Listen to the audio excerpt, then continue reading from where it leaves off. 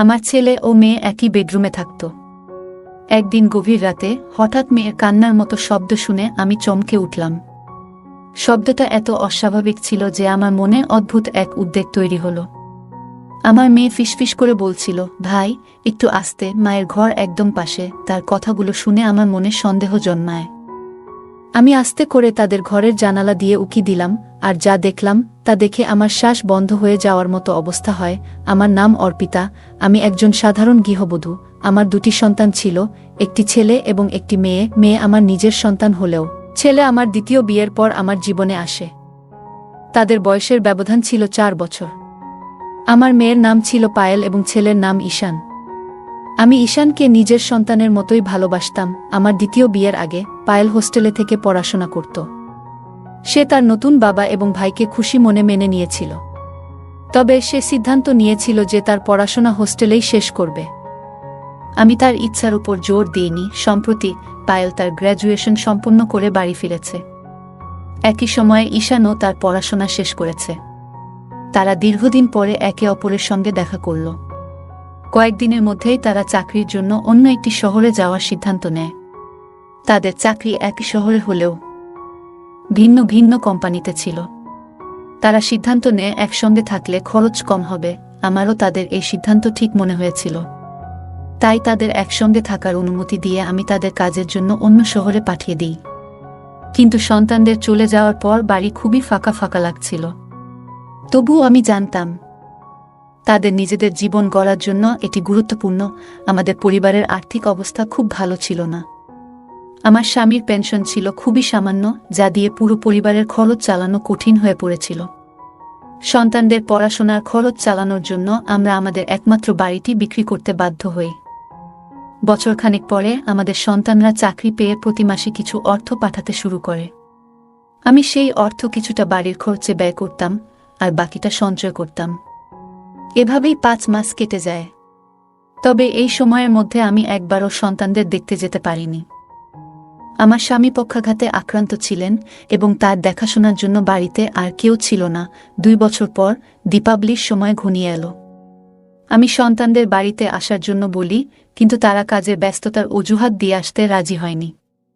ফোনে তাদের কাছে আমার আকুতি জানালেও তাতে কোনো লাভ হয়নি। অবশেষে আমি নিজেই তাদের সঙ্গে দেখা করার সিদ্ধান্ত নিই।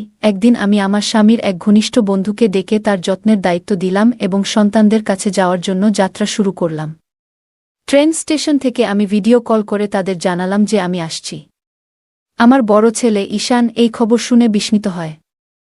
সে আমাকে বলল, মা, তোমাকে আসার দরকার নেই, আমরা 3 দিনের মধ্যে বাড়ি ফিরব। তার কথায় আমি তাকে প্রতিশ্রুতি দিলাম এবং বাড়ি ফিরে এলাম। 3 দিন পর খুব সকালে প্রথম ট্রেনে আমার সন্তানরা বাড়ি ফিরে এলো। তাদের দেখে আমার চোখে পানি চলে এলো। আমি তাদের বুকে জড়িয়ে ধরলাম। আমার মনে হলো এটাই আমার জীবনের সবচেয়ে সুখের মুহূর্ত। আমি ঈশান ও পায়েলকে দীর্ঘদিন পর একসঙ্গে দেখে খুব খুশি হয়েছিলাম। তবে পায়েলের মধ্যে বেশ কিছু শারীরিক পরিবর্তন লক্ষ্য করলাম।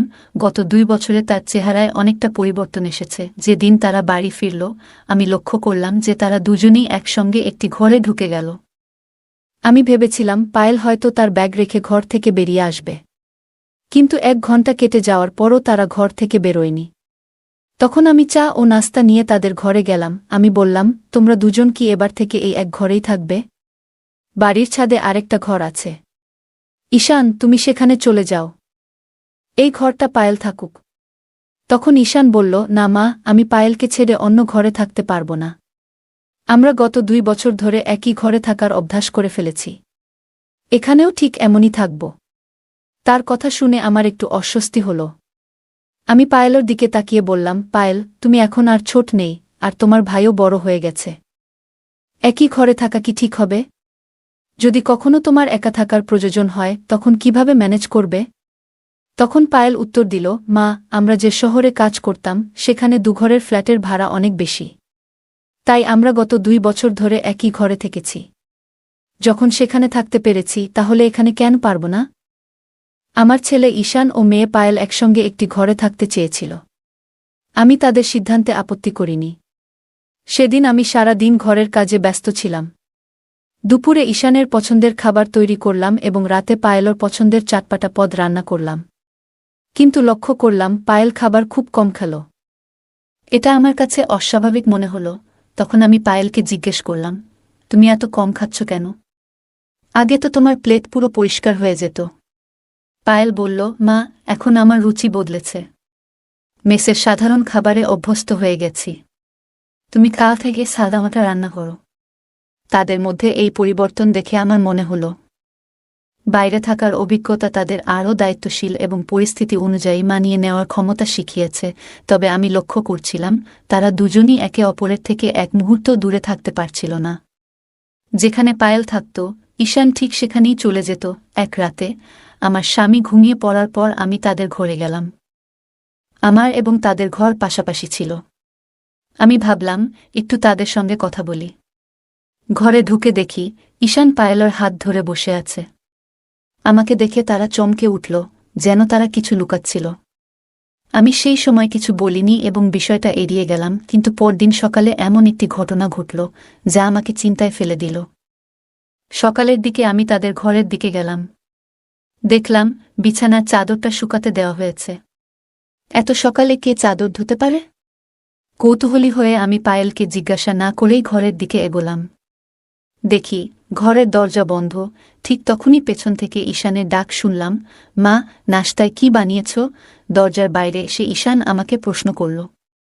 আমি তাকে জিজ্ঞাসা করলাম, তোমাদের ঘরের চাদর এত সকালে কে ধুয়েছে? কেন ধুয়েছে? আমার প্রশ্ন শুনে ঈশান একটু অস্বস্তিতে পড়ল। তার চোখ বারবার পায়েলের দিকে যাচ্ছিল। তখন পায়েল সামনে এসে বলল, মা, চাদরটা আমি ধুয়েছি। ওটাতে ধুলা জমেছিল, তাই বারবার হাঁচি আসছিল। এজন্য সকালে ধুয়ে নিয়েছি। আমি বললাম, তোমাদের আসার আগে আমি সবকিছু পরিষ্কার করেছিলাম। চাদরে ধুলা আসবে কিভাবে? আমার প্রশ্ন শুনে পায়েল একটু বিড়ম্বনায় পড়ল। তার মুখের অভিব্যক্তি বলে দিচ্ছিল সে কিছু লুকোচ্ছে। তখন ঈশান বলল, মা, আমার খুব খিদে পেয়েছে। তুমি কি চাদর নিয়ে কথা বলছ? আর আমি খেতে পাচ্ছি না। তুমি কি খাবার দেবে নাকি আমাকে বাইরে গিয়ে খেতে হবে? এ কথা শুনে আমি আলোচনা বন্ধ করে রান্নাঘরে নাশতা বানাতে চলে গেলাম। পরে কাজের ব্যস্ততায় বিষয়টি ভুলে গেলাম। কিছুদিন ধরে লক্ষ্য করছিলাম আমার দুই সন্তানের আচরণে বেশ পরিবর্তন এসেছে। পায়েল, যে আগে আমার সঙ্গে অনেক গল্প করত, এখন বেশিরভাগ সময় নিজের ঘরেই থাকে। সে আমার সামনে বেশিক্ষণ থাকতে চায় না। সেদিন সন্ধ্যায় খাবার খাওয়ার সময় পায়েলর হঠাৎ শরীর খারাপ হয়ে গেল। খাওয়া শুরু করতেই সে থালার দিকে তাকিয়ে রইল এবং কিছুক্ষণের মধ্যেই বমি ভাব শুরু হল। দ্রুত বাথরুমের দিকে ছুটল, আর ঈশানও তার পেছনে গেল। আমি হতবাক হয়ে গেলাম। বুঝতে পারছিলাম না হঠাৎ কি হল। আমিও বাথরুমের কাছে গেলাম। তখন ঈশান পায়েলকে কাঁধে ভর দিয়ে বাইরে নিয়ে আসছিল। ঈশানের পায়েলকে ধরে রাখার ভঙ্গি আমার কাছে কিছুটা অস্বাভাবিক লাগল। তার এক হাত ছিল পায়েলর কাঁধে এবং আরেকটি ছিল তার কোমরে। এটি দেখে আমার মনে অদ্ভুত অনুভূতি হল। তারা এমন আচরণ কেন করছে? আমার মনে বিভিন্ন প্রশ্নে ভরে যেতে থাকল। আমার মন তখনও অস্থির ছিল, তবে কিছু বললাম না। পায়েলকে আরাম দেওয়ার জন্য আমি নিজেই তার পাশে গিয়ে তাকে হাত ধরে ঘরে নিয়ে এলাম। তারপর তাকে এক গ্লাস পানি দিলাম এবং জিজ্ঞাসা করলাম, তোমার হঠাৎ এমন বমি ভাব হলো কেন? খাওয়া শুরুর আগেই তো বমি লাগছে। আমার প্রশ্নের উত্তর ঈশান দিল, মা, পায়েল ঘরে বসে তেলমসলা দেওয়া চিপস খেয়েছে, তাই এখন তার এমন লাগছে। পায়েলও ঈশানের কথা সমর্থন করে বলল, হ্যাঁ মা, আমি চিপস খেয়েছি। এখন থেকে আর এমন করবই না। আমি জিজ্ঞাসা করলাম, এখন কেমন লাগছে? একটু খেয়ে নাও, তারপর বিশ্রাম করো। পায়েল বলল, মা, আমি অনেক চিপস খেয়ে ফেলেছি। এখন আর খেতে ইচ্ছে করছে না। আমি ঘুমাতে যাচ্ছি, তোমরা খেয়ে নাও। এটা বলেই পায়েলও তার ঘরে চলে গেল। তার না খেয়ে ঘুমাতে যাওয়াটা আমাকে বেশ অস্বস্তিতে ফেলল। রাতের খাবার শেষে আমি তার জন্য এক গ্লাস দুধ নিয়ে গেলাম। রাত তখন প্রায় 9টা। দেখলাম তারা দুজনেই ঘরের দরজা বন্ধ করে দিয়েছে। আমি দরজায় টোকা দিতেই ঈশান দরজা খুলল। ঘরের ভেতরে তাকিয়ে দেখি পায়েল ঘুমিয়ে আছে এবং ঈশান তখনও জেগে আছে। পায়েলকে গভীর ঘুমে দেখে আমি তাকে আর ডাকলাম না। দুধ রেখে আমি ফিরে আসতে চাইলাম, কিন্তু বেরোনোর সময় আমার শাড়ির আঁচল দরজার খুঁটিতে আটকে গেল। যখন সেটা খুলতে চেষ্টা করছিলাম, তখন ভেতর থেকে পায়েলর গলার শব্দ পেলাম। সে ঈশানকে বলছিল, ভাই, মা কি চলে গেল? তার কথায় বোঝা গেল সে ঘুমানোর ভান করছিল। এই কথা শুনে আমি আবার দরজায় নক করলাম। ঈশান দরজা খুলে জিজ্ঞাসা করল, মা, আবার কি হলো? আমি সোজা জিজ্ঞাসা করলাম, তোমাদের মধ্যে কি চলছে? পায়েল কেন ঘুমানোর ভান করছিল? পায়েল তখন উঠল এবং বলল, মা, আমি ভেবেছিলাম তুমি কিছু খাওয়ার জন্য নিয়ে এসেছ। আমি তো খেতে চাইনি, তাই ঘুমানোর ভান করছিলাম। তাদের এমন আচরণে আমার সন্দেহ আরও বাড়ল। আমি ঈশানকে বললাম, আজ রাত তুমি তোমার বাবার সঙ্গে আমার ঘরে শুয়ে পড়ো, আমি পায়েলর সঙ্গে থাকব। এই কথা শুনে ঈশান বলল, মা, আমি এই ঘর ছেড়ে কোথাও যাব না। পায়েলও বলল, মা, আমি ভাইয়ের সঙ্গেই থাকব, ও না থাকলে আমার ঘুম আসে না। ওরা আমার কথা কিছুতেই শুনতে চাইছিল না। অবশেষে আমি বললাম, ঠিক আছে, তোমরা একই ঘরে থাকতে পারো, তবে আজ থেকে দরজা বন্ধ করবে না। ওরা বাধ্য হয়ে আমার কথা মেনে নিল। পরের দিন সকালে আমার বড় দিদি বাড়ি এলেন। তার আগমনে সবাই খুশি হয়ে গেল। দিদি বললেন, আমি বিশেষ করে তোমাদের সঙ্গে সময় কাটাতে এসেছি। কথাবার্তার মাঝে দিদি পায়েলর বিয়ের প্রসঙ্গ তুললেন। তিনি বললেন, আমাদের পায়েল এখন বিয়ের উপযুক্ত হয়ে গেছে। আমার বড় দিদি বললেন, পায়েল এখন বড় হয়েছে, ওর বিয়ের কথা ভাবা উচিত। কথার মাঝেই তিনি নিজের সঙ্গে আনা কয়েকজন ছেলের ছবি বের করলেন।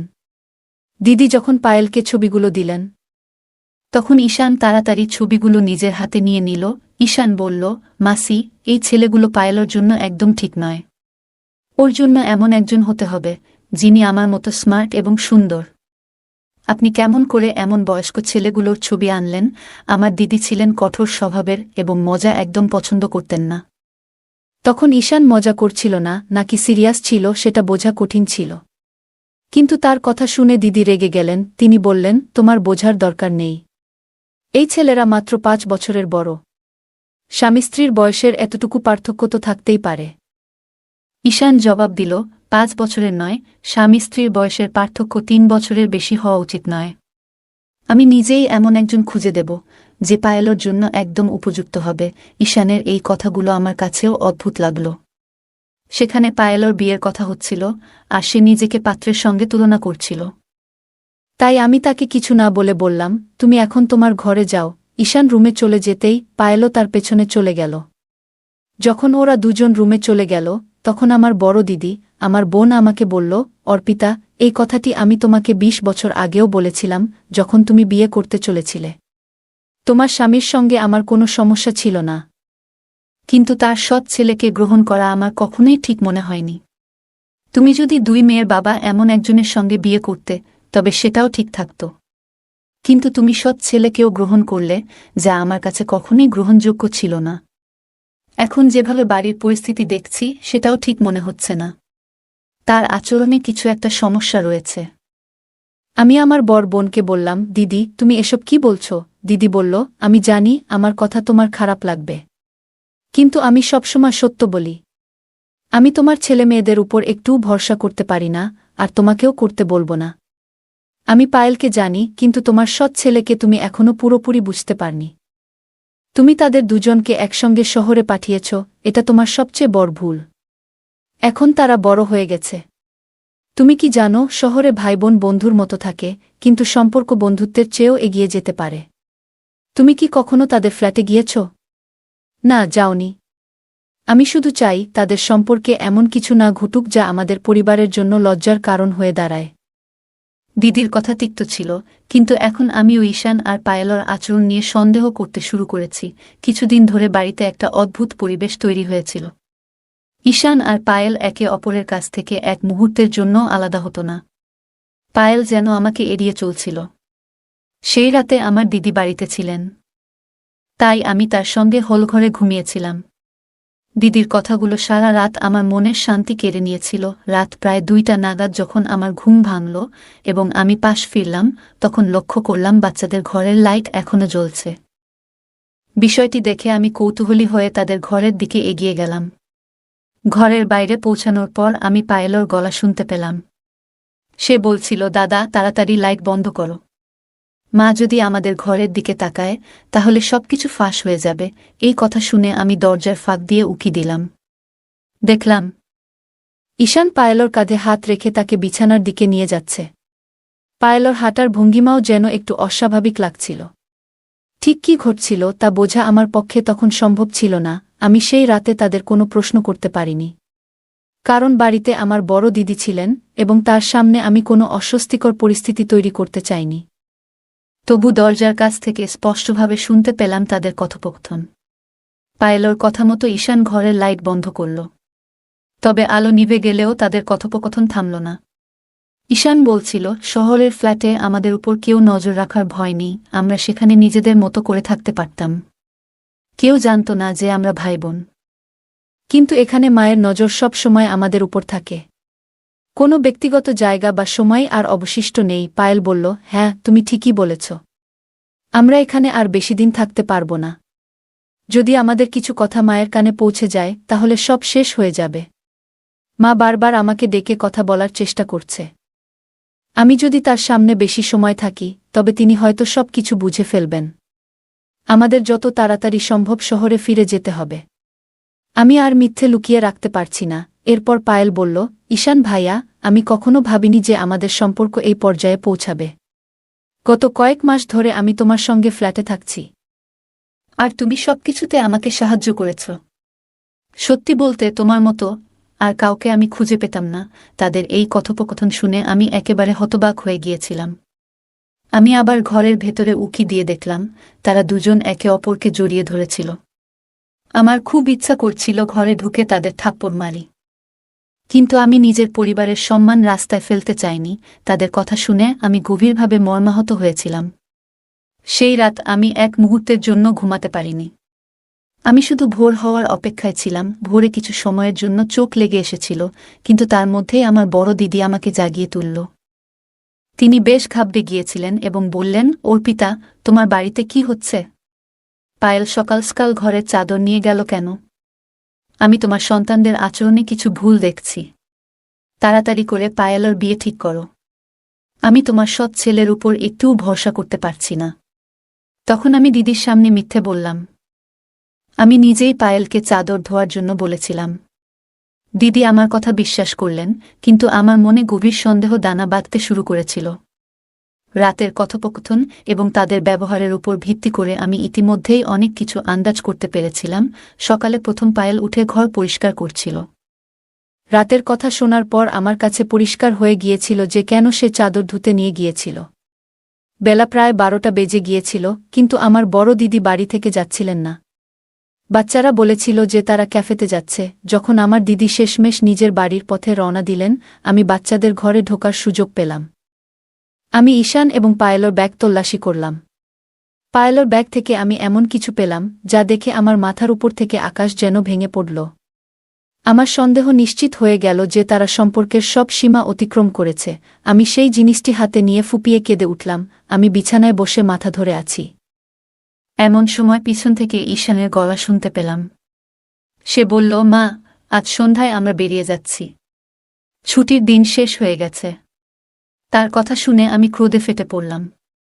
উঠে গিয়ে তার কলার ধরে বললাম, অসভ্য! তুই নিজের আসল রূপ দেখিয়েই দিলি। তুই তোর বোনের সঙ্গে। আমি প্রেগন্যান্সি কিটটি দেখিয়ে বললাম, পায়েল গর্ভবতী, আর এর জন্য দায়ী তুই। আমি সব বুঝে গেছি। তোমাদের সমস্ত কাজকর্ম আমার সামনে প্রকাশ হয়ে গেছে। আমি কথা বলতে বলতে আরও রাগে ফেটে পড়ছিলাম, তখনই পিছন থেকে পায়েল এসে উপস্থিত হল। তার মুখ দেখেই আমার হাত থেকে প্রেগন্যান্সি কিটটি পড়ে গেল। পায়েল শান্ত কণ্ঠে বলল, মা, দাদার ওপর দয়া করে এমন অভিযোগ আনবেন না। তুমি যা দেখেছ বা শুনেছ তার পেছনের পুরো সত্য তুমি জানো না। হ্যাঁ, আমি গর্ভবতী, তবে এর সঙ্গে দাদার কোনো সম্পর্ক নেই। আমি হতবাক হয়ে তার দিকে তাকালাম। পায়েল ধীরে ধীরে বলতে শুরু করল, মা, আমার আগের কর্মস্থলে এক ম্যানেজারের সঙ্গে আমার একটি সম্পর্ক গড়ে উঠেছিল। সেই সম্পর্ক ভেঙে যাওয়ার পর আমি জানতে পারি যে আমি গর্ভবতী। যখন তাকে জানাই তখনই জানতে পারি যে সে বিবাহিত। তার কথা শুনে আমার দুনিয়া যেন ভেঙে পড়ে। মানসিক যন্ত্রণায় আমি এক সময় আত্মহত্যার চেষ্টা করি, কিন্তু দাদা আমাকে সময়মতো উদ্ধার করে। তারপর পায়েল গভীর শ্বাস নিয়ে বলল, দাদা আমার সবচেয়ে বড় ভরসা। সে আমার পরিস্থিতি বোঝে এবং আমাকে মানসিকভাবে শক্তি যোগায়। যখন আমি গর্ভপাত করার সিদ্ধান্ত নিই তখন ডাক্তার জানান এটি করলে ভবিষ্যতে মা হওয়ার সম্ভাবনা আর থাকবে না। সেই সময় দাদা আমাকে আশ্বস্ত করে বলেছিল, মা হওয়া একটি নারীর জীবনের গুরুত্বপূর্ণ অধ্যায়।